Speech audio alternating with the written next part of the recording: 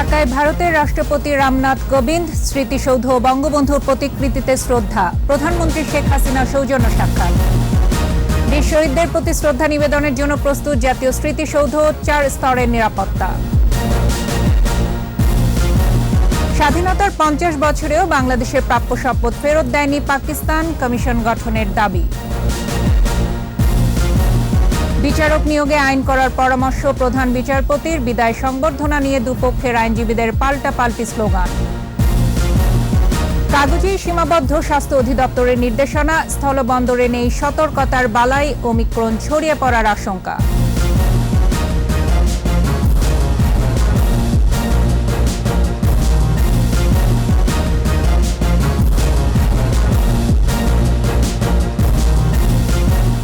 শুনছিলেন first security ইসলামী bank limited সংবাদ শিরোনাম। সন্ধ্যা 7টার 21 সংবাদে প্রত্যেককে আমন্ত্রণ জানাচ্ছি আমি ফারজানা আখি।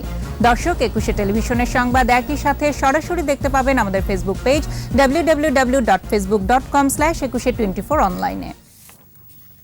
বঙ্গবন্ধুর জন্ম শতবর্ষ ও স্বাধীনতার 50তম বার্ষিকীর বিশেষ উদযাপনে যোগ দিতে 3 দিনের সফরে ঢাকায় ভারতের রাষ্ট্রপতি রামনাথ কোবিন্দ। লাল গালিচা সংবর্ধনায় 21 বার তোপধ্বনিতে ভারতের রাষ্ট্রপতিকে বরণ করা হয়। পরে তিনি শ্রদ্ধা জানান জাতির পিতার প্রতিকৃতিতে। এর আগে সাভার স্মৃতিসৌধে শ্রদ্ধা নিবেদন করে রামনাথ কোবিন্দ। বিকেলে ভারতের রাষ্ট্রপতির সাথে সৌজন্য সাক্ষাৎ করেন প্রধানমন্ত্রী শেখ হাসিনা। প্রণব চক্রবর্তী রিপোর্ট। জাতির পিতা বঙ্গবন্ধুর জন্মশতবার্ষিকী এবং মুক্তিযুদ্ধে বাঙালির বিজয়ের সুবর্ণ জয়ন্তীর মাহেন্দ্রক্ষণে ভারতের রাষ্ট্রপতি রামনাথ কোবিন্দের প্রথম বাংলাদেশ সফর। বেলা 11টার কিছু পরে 3 দিনের সফরে হজরত শাহজালাল আন্তর্জাতিক বিমানবন্দরে এসে পৌঁছান তিনি। রাষ্ট্রপতি মোহাম্মদ আব্দুল হামিদ ফুলেল শুভেচ্ছায় স্বাগত জানান ভারতের রাষ্ট্রপতিকে। 21 বার তোপধ্বনি সহ 3 বাহিনীর একটি চৌকস দল তাকে গার্ড অব অনার প্রদান করে। দেয়া হয় লাল গালিচা সংবর্ধনা।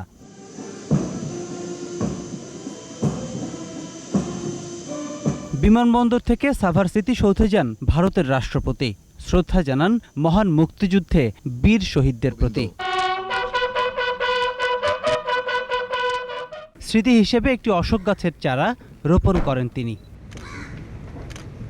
পরে ধানমন্ডি 32 নম্বরে এলে বঙ্গবন্ধু ভবনে ভারতের রাষ্ট্রপতিকে স্বাগত জানান বঙ্গবন্ধু কন্যা শেখ রেহানা।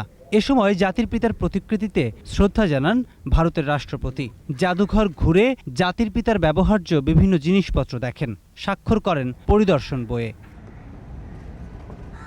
বিকেলে ভারতের রাষ্ট্রপতির সাথে সৌজন্য সাক্ষাৎ করেন প্রধানমন্ত্রী শেখ হাসিনা। এ সময় দ্বিপাক্ষিক বিভিন্ন বিষয়ে আলোচনা হয়। 16 ডিসেম্বর বিজয় দিবসে রাষ্ট্রপতি কুচকাওয়াজ পরিদর্শনে জাতীয় প্যারেড গ্রাউন্ডে উপস্থিত থাকবেন রামনাথ কোবিন্দ। প্রণব চক্রবর্তী, 21 টেলিভিশন, ঢাকা। বিজয়ের সুবর্ণ জয়ন্তীতে জাতির শ্রদ্ধা নিবেদনের জন্য প্রস্তুত জাতীয় স্মৃতিসৌধ। 9 মাস রক্তক্ষয়ী যুদ্ধের পর স্বাধীনতার লাল সূর্য ছিনিয়ে আনে বাংলার অকুতভয় বীর সেনানীরা। 30 লাখ শহীদের রক্তের বিনিময়ে পাওয়া লাল সবুজের বিজয় আজ 50 বছরে। সাভার প্রতিনিধির সহায়তায় জানাচ্ছেন রত্না জামান। বিজয়ের সুবর্ণ জয়ন্তীতে লাখো শহীদের স্মৃতির মিনার জাতীয় স্মৃতিসৌধ সেজেছে লাল সবুজের আভায়। বিজয় দিবস ভোরে জাতির সূর্য সন্তানদের শ্রদ্ধা জানাবেন রাষ্ট্রপতি আব্দুল হামিদ ও প্রধানমন্ত্রী শেখ হাসিনা। বিজয়ের মহেন্দ্রক্ষণ উদযাপনে 2 মাস আগে শুরু হয় জাতীয় স্মৃতিসৌধ পরিষ্কার পরিচ্ছন্নতা সহ আনুষঙ্গিক সংস্কার কাজ। নিরাপত্তা নিশ্চিতে সিসি ক্যামেরা সহ সব কাজ এরই মধ্যে শেষ হয়েছে। মহামান্য রাষ্ট্রপতি, মাননীয় প্রধানমন্ত্রী সহ লক্ষ লক্ষ জনতার শ্রদ্ধা নিবেদনের জন্য সাভার স্মৃতিসৌধ পুরোপুরি প্রস্তুত রয়েছে। 9ম পদাতিক ডিভিশনের সদস্যরা শেষ মুহূর্তের কুচকাওয়াজ মহড়ায় অংশ নেন। এখানে মাননীয় প্রধানমন্ত্রী, মহামান্য রাষ্ট্রপতি এবং বিভিন্ন দেশ থেকে আগত রাষ্ট্রীয় অতিথিগণ যে শ্রদ্ধা নিবেদনের উদ্দেশ্যে এখানে আসবেন, তাদের গমনাগমন এবং এই ভেন্যুতে অবস্থানকালীন সময়ে তাদের নিরাপত্তার জন্য সর্বাত্মক প্রস্তুতি ইতিমধ্যেই আমরা গ্রহণ করেছি। আইন শৃঙ্খলা রক্ষাকারী বাহিনীর পক্ষ থেকে জোরদার করা হয়েছে নিশ্ছিদ্র নিরাপত্তা ব্যবস্থা। রত্না জামান, 21 টেলিভিশন। স্বাধীনতার 50 বছরেও বাংলাদেশের প্রাপ্য সম্পদ ফেরত দেয়নি পাকিস্তান। আন্তর্জাতিক আইনে স্থাবর অস্থাবর সম্পত্তির সুষম বন্টন বিধান থাকলেও তা বরখেলাপ করেছে পরাজিত এই রাষ্ট্র। এমনকি মুক্তিযুদ্ধকালীন ক্ষয়ক্ষতির পরিমাণও নির্ধারণ করেনি পাকিস্তান। মোহাম্মদ নুরুন নবীর রিপোর্ট। 47-এ ভাগ হয় উপমহাদেশ, জন্ম হয় ভারত আর পাকিস্তান। তখন ভারত প্রাপ্য সম্পদ বুঝে দিয়েছিল পাকিস্তানকে। এমনকি মালয়েশিয়া থেকে সিঙ্গাপুর যখন আলাদা হয়েছিল তখনও বহির্বিশ্বের ঋণ দায় প্রাপ্য সম্পদ বুঝে নিয়েছিল দুদেশ। পাকিস্তানি শোষণ নির্যাতনের প্রতিবাদে বাঙালি মুক্তিযুদ্ধ করে বিজয় এনেছিল 71-এর 16 ডিসেম্বর। অতঃপর 50 বছর পেরোলেও রাষ্ট্র পাকিস্তান ফেরত দেয়নি বাংলাদেশের প্রাপ্য সম্পদ। বছরের পর বছর জুড়ে বৈদেশিক মুদ্রার বেশিরভাগই অর্জন ছিল পূর্ব পাকিস্তানের, অথচ পাট, চামড়া, চা সহ শিল্প কলকারখানার রফতানির পুরো লভ্যাংশই জমা হতো পশ্চিম পাকিস্তানের রিজার্ভে। জিনিসপত্র যখন বিদেশে রপ্তানি করতো, আমাদের কাঁচা পাট রপ্তানি করতো, আমাদের $1 আমাদেরকে দিত 4 টাকা, আর পাকিস্তান পাইতো 8 টাকা। সেই টাকা কিন্তু আমাদের এখানকার পাট রপ্তানি করি, চা রপ্তানি করি, চামড়া রপ্তানি করে এগুলো থেকে কিন্তু তাদের আর্নিং ছিল। এছাড়াও ইন্ডাস্ট্রিয়াল যে এক্সপ্লয়টেশন, সেটা তো আদমজি, ভাওয়ানি, লতিফ ভাওয়ানি, যত রকমের ইন্ডাস্ট্রি আছে, ইন্স্যুরেন্স, ব্যাংক, সবগুলোই কিন্তু তাদের মালিক। ফিরে দেখার 71 সাক্ষ্য দিচ্ছে স্বাধীনতা যুদ্ধের 9 মাস বহুমাত্রিক ক্ষতি করেছে জান্তা সরকার। 30 লাখ মানুষকে নির্বিচারে হত্যা করেছে পাকিস্তান। বিজয়ের প্রাক্কালে জাতির শ্রেষ্ঠ সন্তান বুদ্ধিজীবীদের হত্যা করেছে অর্থমূল্যে, যা নির্ধারণ করা একেবারেই অসম্ভব। অন্যদিকে ব্রিজ, কালভার্ট, সড়ক সহ অধিকাংশ যোগাযোগ অবকাঠামো ধ্বংস করেই থেমে থাকেনি হানাদাররা। ভেঙে গুড়িয়ে দেয় শিল্প, কলকারখানা, শিক্ষা প্রতিষ্ঠান সহ অন্যান্য অবকাঠামো। এই মানুষগুলার লাইফের ইকোনমিক ভ্যালু কত, সেটারও কিন্তু ফর্মুলা আছে, ইন্টারন্যাশনাল বেঞ্চমার্ক আছে।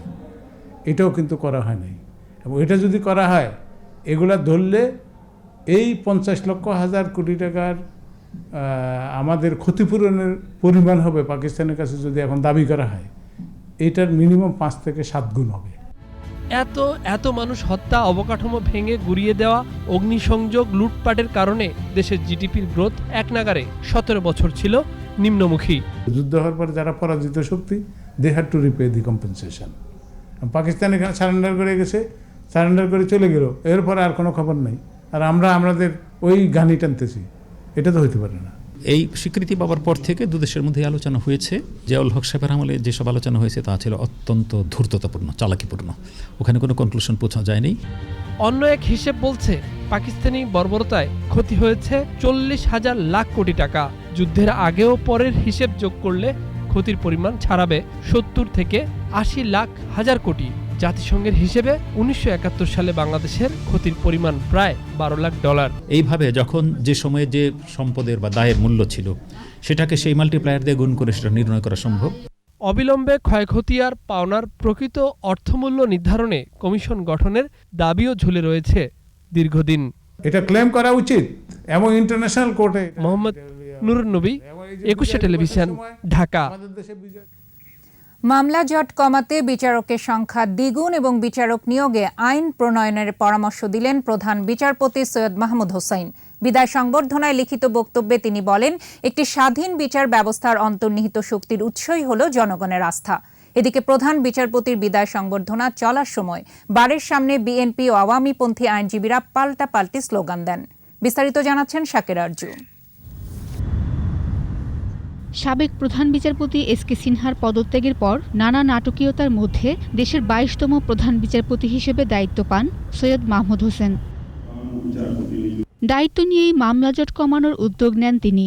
বিদায় সংবর্ধনায় বিচারপতি নিয়োগের কাজটি আরও স্বচ্ছ ও দ্রুততর করতে পরামর্শ দেন প্রধান বিচারপতি।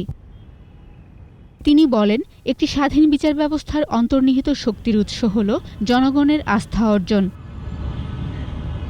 বিদায় সংবর্ধনা শেষে অ্যাটর্নি জেনারেল জানান, সংবিধানের আলোকেই বিচারক নিয়োগ হওয়া উচিত। যিনি প্রধান বিচারপতি হবেন, যে চ্যালেঞ্জটা হচ্ছে মামলার জটটা এটা হচ্ছে আমাদের মূল চ্যালেঞ্জ। বিচারপতি নিয়োগে সংবিধানের যে বিধান আছে সেই বিধান অবশ্য পালন করতে হবে। এদিকে প্রধান বিচারপতির বিদায় অনুষ্ঠান বর্জন করে বিএনপিপন্থী আইনজীবীরা পরে এ নিয়ে আওয়ামী লীগ ও বিএনপিপন্থী আইনজীবীরা পাল্টাপাল্টি মিছিল করে। সংবাদ সম্মেলনে বিএনপিপন্থী আইনজীবীরা জ্যেষ্ঠতার ভিত্তিতে প্রধান বিচারপতি নিয়োগের দাবি জানান। আপিল বিভাগে প্রধান বিচারপতি নিয়োগ এবং আপিল বিভাগে কোনো নিয়োগের ক্ষেত্রে জ্যেষ্ঠতা অবশ্যই বজায় রাখতে হবে। প্রধান বিচারপতি সৈয়দ মাহমুদ হোসেনের অবসর গ্রহণের তারিখ ৩০ ডিসেম্বর। প্রধান বিচারপতির বিদায়ের পর আপিল বিভাগের বিচারপতি ইমান আলী অবসরে যাবেন ২০২২ সালের ৩১ ডিসেম্বর। বিচারপতি হাসান ফয়েজ সিদ্দিকী ২০২৩ সালের ২৫ সেপ্টেম্বর। বিচারপতি নুরুজ্জামান একই বছরের ৩০ জুন এবং বিচারপতি ওবায়দুল হাসান ২০২৬ সালের ১০ জানুয়ারি পর্যন্ত দায়িত্ব পালন করতে পারবেন। শাকেরা আরজু, একুশে টেলিভিশন, ঢাকা। করোনার নতুন ভ্যারিয়েন্ট ওমিক্রন প্রতিরোধে স্থলবন্দরগুলোতে সতর্কতামূলক কোনো কার্যক্রম দেখা যায়নি। স্বাস্থ্য পরীক্ষা ছাড়া অবাধে চলাফেরা করছে বেনাপোল ও ভোমরা স্থলবন্দর দিয়ে আসা ভারতীয় ট্রাক চালক ও পরিবহন কর্মীরা। এর ফলে স্থানীয়দের মধ্যে ওমিক্রন ছড়িয়ে পড়ার আশঙ্কা দেখা দিয়েছে। একুশের প্রতিনিধিদের সহায়তায় রত্না জামানের রিপোর্ট। ১৫ দিন পার হলেও বেনাপোল স্থলবন্দরে ওমিক্রন প্রতিরোধে কোনো কার্যকরী ব্যবস্থা নেই। মাস্ক ছাড়াই স্বাস্থ্যবিধি না মেনে ভারতীয় ট্রাক চালকরা অবাধে ঢুকছে বেনাপোল বন্দরে, ঘুরে বেড়াচ্ছে বন্দর এলাকায়, আড্ডা দিচ্ছে চায়ের দোকানে। সেখানে বাংলাদেশি শ্রমিকরা তাদের পাশে থেকে পণ্য আনলোড করছে। বন্দরে নেই কোনো স্বাস্থ্য বিভাগের কেউ। এর ফলে স্থানীয়দের মধ্যে ভাইরাস ছড়ানোর আশঙ্কা থেকেই যাচ্ছে। কোনো নির্দেশনা মানা না হলেও বন্দর কর্তৃপক্ষের দাবি সতর্কতা ব্যবস্থা নেওয়া হয়েছে। ইন্ডিয়াতে ফেরত যেসব যাত্রী আসে তাদের এই স্ক্রিনিং কার্যক্রম পরিচালনা করছেন। পাশাপাশি আমরা ইউরোপের যেসব দেশে এই ভেরিয়েন্টের সংক্রমণটা দেখা গিয়েছে সেখান থেকে যদি কোনো যাত্রী বাংলাদেশে প্রবেশ করে আমরা তাদেরকে অবশ্যই 14 দিনের কোয়ারেন্টাইনে রাখবো। ইন্ডিয়া থেকে যেসব যাত্রীগুলো বাংলাদেশে আসছে তাদের মাস্ক পরিধান করা এবং তাদের হ্যান্ড স্যানিটাইজিং করা সহ সাবান দিয়ে হাত ধোয়ার বিষয়গুলো আমরা সব নজরদারিতে রেখেছি যাতে প্রতিদিন ৪ শতাধিক ট্রাক চালক এবং তাদের সহকারী সহ শতাধিক পাসপোর্ট যাত্রী সাতক্ষীরার ভোমরা স্থলবন্দর দিয়ে যাতায়াত করছেন। এখানেও মানা হচ্ছে না কোনো বিধি নিষেধ। এদিকে সিলেটের তামাবিল স্থলবন্দর দিয়ে ভারতের মেঘালয় থেকে পণ্য আমদানি রপ্তানি স্বাভাবিক রয়েছে। কর্তৃপক্ষ বিধিনিষেধ মানা হচ্ছে বললেও নির্দেশনা পুরোপুরি অনুসরণ করা হচ্ছে না। রত্না জামান, একুশে টেলিভিশন। এদিকে স্বাস্থ্যমন্ত্রী জানিয়েছেন 4.5 কোটি ডোজ করোনা টিকা মজুদ আছে। অল্প কয়েকদিনের মধ্যেই বয়স্ক ও ফ্রন্টলাইনারদের বুস্টার ডোজ দেয়া শুরু হবে। বঙ্গবন্ধু শেখ মুজিব মেডিকেল বিশ্ববিদ্যালয়ে 7 শতাধিক নন রেসিডেন্ট শিক্ষার্থীদের বৃত্তি প্রদান অনুষ্ঠানে মন্ত্রী এ তথ্য জানান। কোয়ারেন্টাইনে থাকা করোনা আক্রান্ত নারী ক্রিকেটারদের স্থান পরিবর্তনের জন্য হাসপাতালে ভর্তি করা হয়েছে। তাদের কোনো জটিলতা নেই বলেও জানান মন্ত্রী। বিশ্বব্যাপী ওমিক্রন সংক্রমণ বাড়ছে উল্লেখ করে সবাইকে সীমিত পরিসরে অনুষ্ঠান আয়োজনের পাশাপাশি স্বাস্থ্যবিধি মেনে চলার তাগিদ দেন মন্ত্রী। এখন আমাদের কাছে 4.5 কোটি ভ্যাকসিন আছে। আমরা 7 কোটি লোককে প্রথম ডোজ দিয়েছি এবং দ্বিতীয় ডোজ প্রায় 4.5 কোটির মতো হয়ে গেছে এবং আমরা আমাদের যারা বয়স্ক আছে, ফ্রন্টলাইন ওয়ার্কার আছে, তাদেরকেও বুস্টার ডোজ দেওয়ার জন্য আমরা পরিকল্পনা হাতে নিয়েছি। সেটা অল্প দিনেই শুরু হয়ে যাবে। সময় হলো বিরতির। যখন ফিরছি তখন অন্যান্য খবরের সঙ্গে আরো যা থাকবে। ওবায়দুল কাদের শঙ্কামুক্ত, পর্যবেক্ষণে রাখা হবে আরো কয়েকদিন। পরিবেশের জন্য ক্ষতিকর ব্যাটারি চালিত ইজি বাইক 3 মাসের মধ্যে অপসারণের নির্দেশ হাইকোর্টের। দেখছেন সন্ধ্যা 7টার 21 সংবাদ। আওয়ামী লীগের সাধারণ সম্পাদক ওবায়দুল কাদের আগের চেয়ে ভালো আছেন বলে জানালেন বিএসএমএমইউ এর উপাচার্য শরফুদ্দিন আহমদ। বুধবার ওবায়দুল কাদেরের স্বাস্থ্য পরিস্থিতি নিয়ে সাংবাদিকদের তিনি বলেন, বুকে ব্যথা নিয়ে মঙ্গলবার ওবায়দুল কাদের হাসপাতালে এসেছিলেন। পরীক্ষা নিরীক্ষার পর জটিল কোনো কিছুই ধরা পড়েনি। তিনি এখন পুরোপুরি সুস্থ আছেন। ডায়াবেটিস, রক্তচাপ সহ অন্যান্য সবকিছু নিয়ন্ত্রণে আছে। পর্যবেক্ষণের জন্য আরও 2-1 দিন তাকে হাসপাতালে রাখা হবে বলেও জানান বিএসএমএমইউর উপাচার্য। গতকালকের তুলনায় উনি অনেক ভালো আছেন। এই ভালোটি হলো ওনার ডায়াবেটিস গতকাল ছিল 13, আজকে 5, নর্মালের একদম নর্মাল। ওনার ব্লাড প্রেশার, ওনার অক্সিজেন স্যাচুরেশন সব কিছু নর্মাল, এবং ওনাকে আমরা আরও 2-1 দিন অবজারভেশনে রাখবো বলে আমরা সব ধরনের পরীক্ষা নিরীক্ষা করছি, এবং উনি শঙ্কামুক্ত এবং সুস্থ আছেন। বাংলাদেশের উন্নয়ন অগ্রযাত্রা নিয়ে জাতীয় ও আন্তর্জাতিক ষড়যন্ত্র চলছে বলে অভিযোগ করেছে আওয়ামী লীগের কেন্দ্রীয় নেতারা। তারা বলেছেন, র্যাবের বর্তমান ও সাবেক কর্মকর্তাদের উপর মার্কিন নিষেধাজ্ঞা জঙ্গিবাদকে উৎসাহিত করবে। চট্টগ্রামে আলাদা সমাবেশে থেকে এই আশঙ্কার কথা জানান তারা। চট্টগ্রাম থেকে হাসান ফেরদৌসের রিপোর্ট জানাচ্ছেন সমর ইসলাম। মাননীয় প্রধানমন্ত্রী বিজয়ের 50তম বার্ষিকী উপলক্ষে চট্টগ্রাম প্রেস ক্লাবের বঙ্গবন্ধু হলে উত্তর জেলা আওয়ামী লীগের এই আলোচনা সভা এম এ সালামের সভাপতিত্বে অনুষ্ঠিত সভায় আওয়ামী লীগের যুগ্ম সাধারণ সম্পাদক, তথ্য ও সম্প্রচার মন্ত্রী ডক্টর হাসান মাহমুদ বলেন, যারা বাংলাদেশের উন্নয়ন অগ্রগতিতে বিশ্বাস করে না তারা এখন ষড়যন্ত্র করছে। যারা এই দেশের স্বাধীনতা চায়নি, যারা এই দেশের উন্নয়ন অগ্রগতিতে ঈর্ষান্বিত, তাদের কথায় আমাদের বন্ধুপ্রতিম রাষ্ট্র মার্কিন যুক্তরাষ্ট্র সহ অন্য কেউ যেন প্রভাবিত না হয়। র্যাবের সাবেক বর্তমান কর্মকর্তাদের উপর মার্কিন নিষেধাজ্ঞারও সমালোচনা করেন তিনি। তাদের কয়েকজনের বিরুদ্ধে যে নিষেধাজ্ঞা, সেটি আসলে জঙ্গিবাদ, সন্ত্রাসকে উৎসাহিত করবে। মার্কিন যুক্তরাষ্ট্র আমাদের বন্ধুপ্রতিম রাষ্ট্র, অন্য কোনো কেউ যেন তাদের কথায় বিভ্রান্ত না হয়। এদিকে সাবেক মেয়র এবিএম মহিউদ্দিন চৌধুরীর ৪র্থ মৃত্যুবার্ষিকীতে স্মরণ সভায় যোগ দেন আওয়ামী লীগের যুগ্ম সাধারণ সম্পাদক মাহবুবুল আলম হানিফ। তার অভিযোগ, মার্কিন নিষেধাজ্ঞা গভীর চক্রান্তের অংশ। আপনি একদিকে হত্যাকারী, একদিকে মানবতা বিরোধীদেরকে রাষ্ট্রীয় আশ্রয় দিয়ে, আর একদিকে আপনি অন্য দেশের সংগঠনের কথা বলবেন যে মানবতা বিরোধী লঙ্ঘন করেছে, এই জন্য তাদেরকে নিষেধাজ্ঞা দেওয়া হচ্ছে। এটা একটা আসলে গভীর চক্রান্তের অংশ হিসেবেই অনেকে মনে করছে। মাহতাবউদ্দিন চৌধুরীর সভাপতিত্বে সভায় প্রয়াত মহিউদ্দিন চৌধুরীকে স্মরণ করেন শিক্ষা প্রতিমন্ত্রী ব্যারিস্টার মহিবুল হাসান চৌধুরী নওফেল সহ বক্তারা। সমর ইসলাম, 21 টেলিভিশন।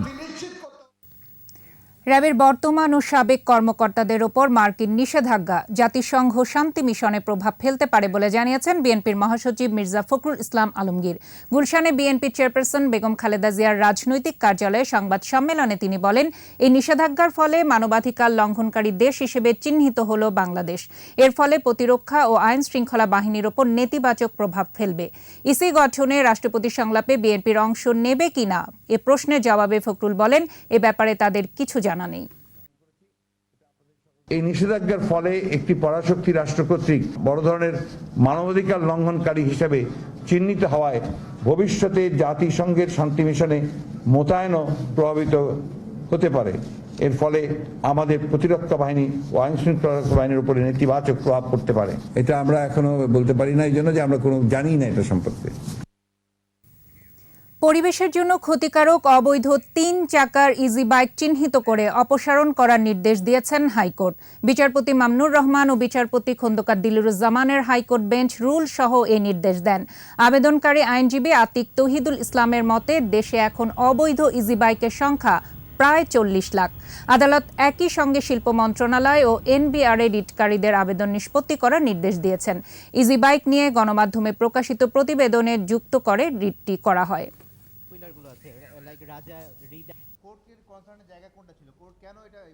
এইসব ব্যাটারি তো আমরা পরিবেশে ফেলে দিচ্ছি, যেগুলো খাদ্যের মাধ্যমে বা বিভিন্ন ওগুলো কিন্তু আমাদের বাতাসের মাধ্যমে আমাদের শরীরে চলে আসতেছে, যেগুলো ক্যান্সারের কারণ, অন্যান্য ফুসফুসের কারণ, অন্যান্য কারণও আছে। সাথে হচ্ছে যে এগুলো যে চলছে, এগুলো অবৈধ ব্যাটারি, যেগুলো চার্জ হচ্ছে, অবৈধভাবে চার্জ হচ্ছে। বিজয়ের মাসে আমাদের বিশেষ আয়োজন জনযুদ্ধের মুক্তিযোদ্ধা।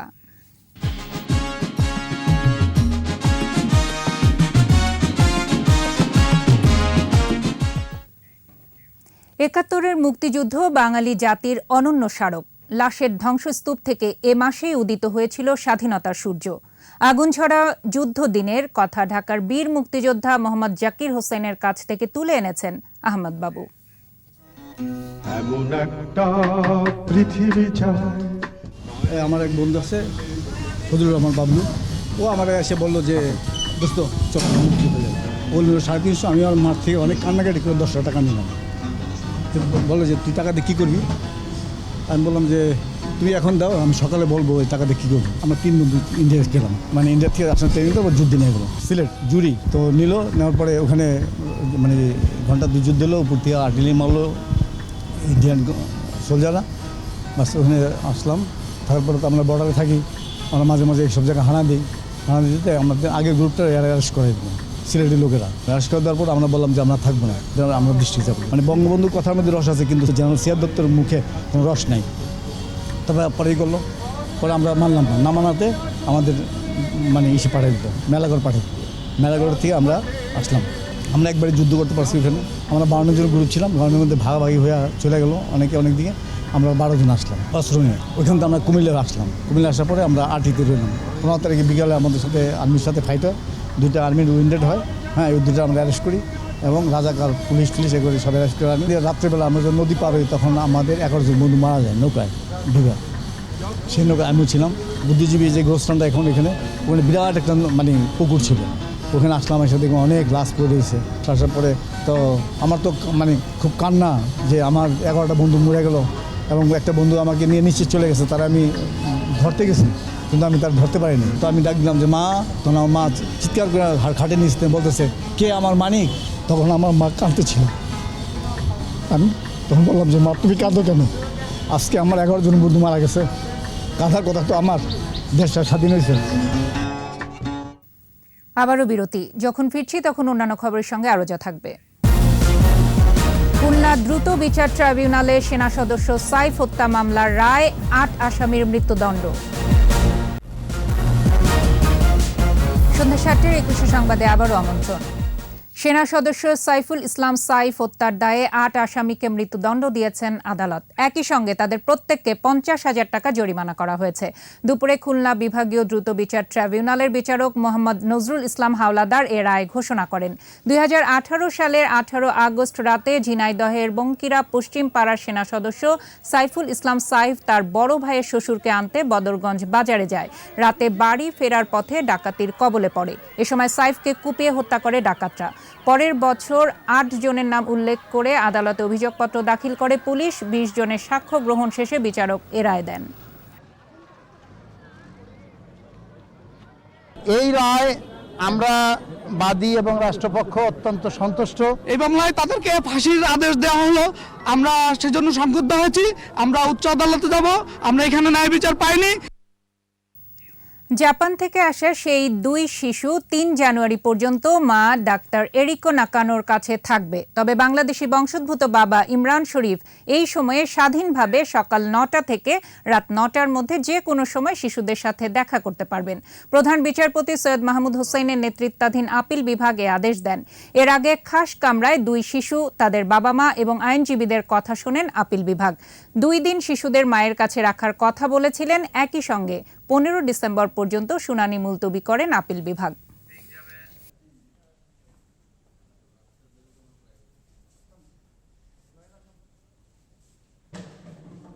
3rd জানুয়ারি এবং বলেছে যে বাবার যে কোনো সময় সকাল 9টা থেকে রাত 9টার মধ্যে দেখা সাক্ষাৎ করতে পারবে, এবং এটা বলেছে অপরপক্ষের আইনজীবীকে যে বাচ্চারা খুবই ক্লোজ বাবার সঙ্গে। চট্টগ্রামের বাঁশখালীতে হাতি হত্যা মামলায় 2 জনকে কারাগারে পাঠিয়েছেন আদালত। কারাগারে পাঠানো আসামিরা হলেন কামাল ও তার ছেলে নেজাম। এই প্রথম হাতি হত্যার অভিযোগে কাউকে কারাগারে পাঠানো হলো। গেল ৩০ নভেম্বর সাধনপুর ইউনিয়নের পাহাড়ি লটমনি এলাকায় বিদ্যুতায়িত হয়ে হাতিটির মৃত্যু হয়। আসামি কামাল ও নিজাম হাতিটিকে মাটি চাপা দেয়। পরে স্থানীয়দের কাছে খবর পেয়ে বন বিভাগের কর্মকর্তারা ঘটনাস্থলে গিয়ে ঘটনার সত্যতা পান। এ ঘটনায় বন বিভাগ বাঁশখালীর আমলি আদালতে মামলা করে।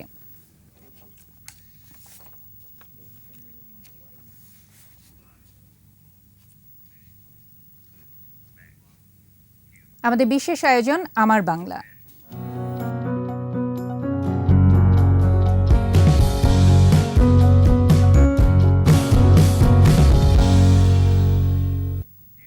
প্রকৃতি কন্যা জাফলং, পাহাড়, প্রকৃতি ও নদীর সংমিশ্রণে অপরূপ শোভা তার।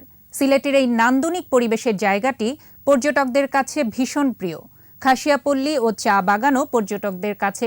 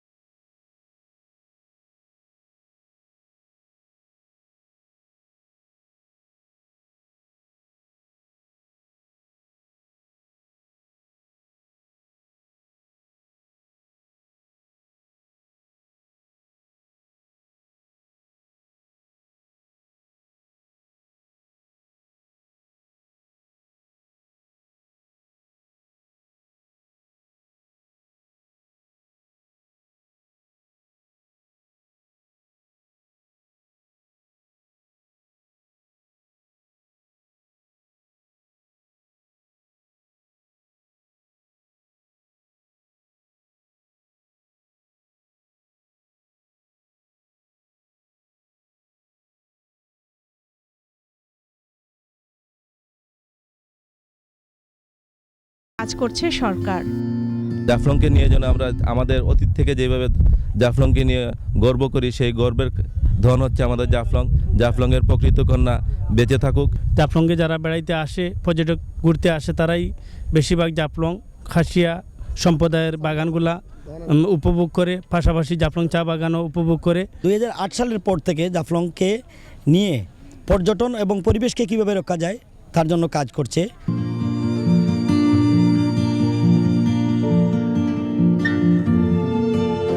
নিরাপত্তার পাশাপাশি এখানে পর্যটকদের জন্য বাড়ানো হয়েছে কিছু সুযোগ সুবিধাও। রত্না সামান, 21 টেলিভিশন। সোশ্যাল ইসলামী ব্যাংক লিমিটেড বাণিজ্য সংবাদ।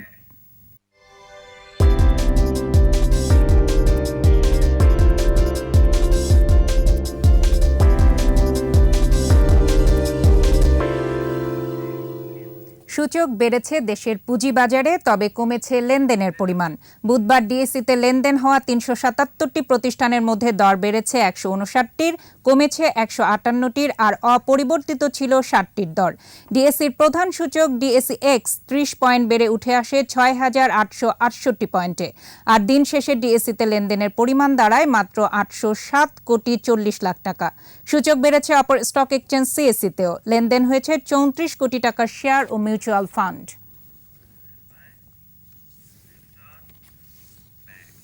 করোনায় আক্রান্ত হয়েছেন নিউজিল্যান্ড সফরে যাওয়া বাংলাদেশ দলের spin bowling coach Rangana Herat. অন্য ক্রিকেটারদের মতো তিনিও কোয়ারেন্টাইনে আছেন। নিউজিল্যান্ডে দুবার করোনা পরীক্ষায় উতরালেও তৃতীয় ধাপের পরীক্ষায় কোভিড-19 পজিটিভ হন হেরাত। করোনা পজিটিভ হওয়ায় তার কোয়ারেন্টাইনের সময় বাড়বে। এদিকে ফ্লাইটে এক যাত্রীর দেহে করোনা পজিটিভ হওয়ায় তার আশেপাশে থাকা বাংলাদেশ দলের 9 ক্রিকেটারকে আইসোলেশনের মেয়াদ বাড়ানো হয়েছে। এই 9 ক্রিকেটারকে জিমনেশিয়াম ব্যবহার করা থেকে বিরত রাখা হয়েছে। বাকি খেলোয়াড়রা জিম ব্যবহার করতে পারবেন বলে জানিয়েছে দেশটির স্বাস্থ্য মন্ত্রণালয়। দ্বাদশ নারী ওয়ানডে বিশ্বকাপে সূচি প্রকাশ করেছে আইসিসি। দক্ষিণ আফ্রিকার বিপক্ষে ম্যাচ দিয়ে শুরু হচ্ছে বাংলাদেশ নারীদের বিশ্বকাপ মিশন। আগামী 5 মার্চ ডুনাজিনে ইউনিভার্সিটি ওভালে প্রথম ম্যাচ অনুষ্ঠিত হবে। দ্বিতীয় ম্যাচও হবে ডুনাজিনে। সেই ম্যাচে টাইগ্রাসদের প্রতিপক্ষ স্বাগতিক নিউজিল্যান্ড। এরপর 14 মার্চ নিজেদের তৃতীয় ম্যাচ হবে পাকিস্তানের বিপক্ষে হ্যামিল্টনে। আর 18 মার্চ তাওরাঙ্গায় ওয়েস্ট ইন্ডিজের বিপক্ষে খেলবে সালমারা। 22 মার্চ ভারতে বয়, 25 মার্চ টাইগ্রাসদের প্রতিপক্ষ প্রতিপক্ষ অস্ট্রেলিয়া। 27 মার্চ ইংল্যান্ডের বিপক্ষে শেষ ম্যাচ খেলবে বাংলাদেশ নারী ক্রিকেট দল। এবারের আয়োজন বিজয় চিহ্ন।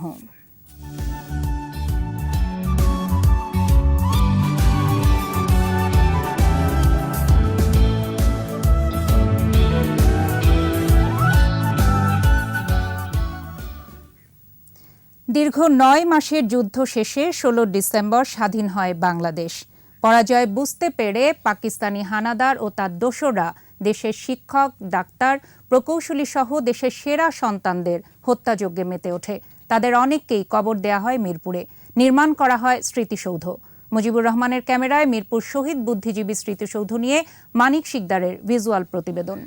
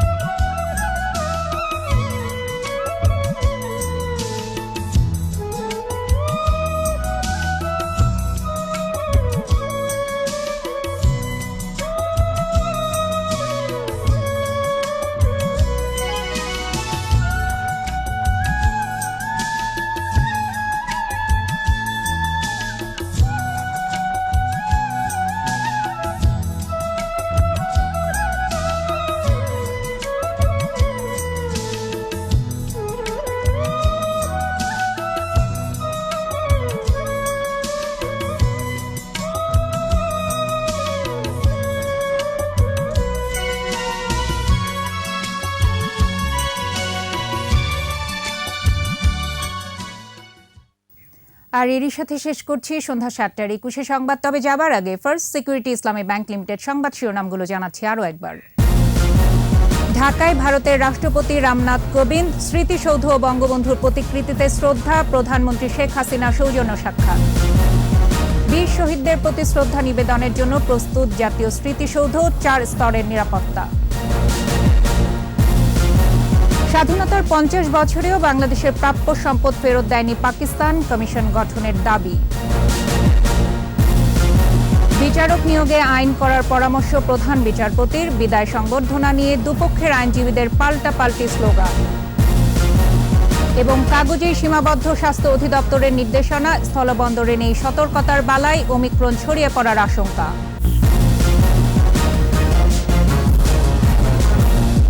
সর্বশেষ খবর জানতে ডায়াল করুন 2021 নম্বরে আর ভিজিট করুন 21-tv.com এই ওয়েবসাইটে। এছাড়া ফেসবুকে লগ ইন করতে পারেন facebook.com/2124 অনলাইনে।